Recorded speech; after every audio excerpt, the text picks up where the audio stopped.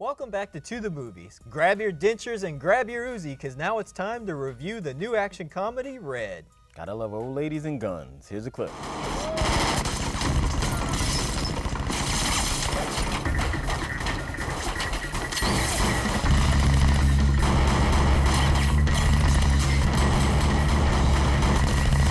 Cover us, we're moving now! Come on! Come on!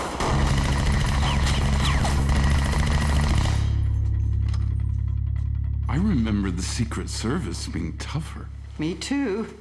Red stars Bruce Willis as Frank Moses, a retired CIA operative who's so lonely he's resorted to kindling a phone relationship with a government pension employee named Sarah, played by Mary Louise Parker.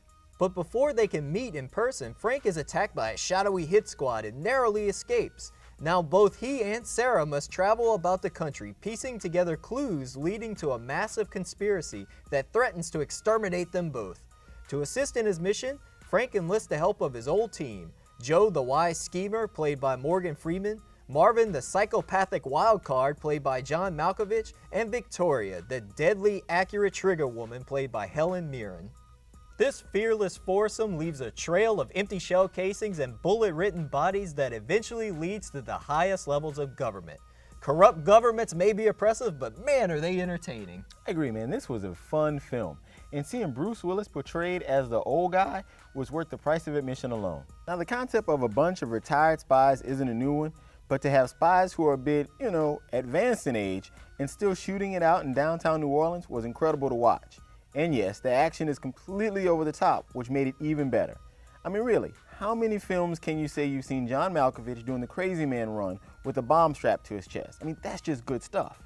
And for a spy action flick, Red is filled with humor. I mean, some of it may not strike you as funny when you're watching the film, but you'll be thinking about it days after. And while there are spies and government conspiracies, at heart this movie is a plain and simple action flick.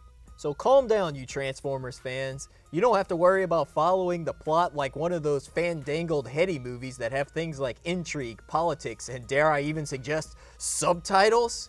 Nope, this spy movie is more Axel Foley than Jason Bourne. It's an old-fashioned action comedy reminiscent of the ones Bruce Willis used to make in the 80s, back when he had hair and he was the 30-year-old husband of Demi Moore. Red borrows from its comic book source material, bringing over-the-top action with cartoonish violence and larger-than-life stunts. So was it campy? You bet your Buick it was, and there's nothing wrong with that. It's okay for a movie to be corny when the filmmakers mean it to be.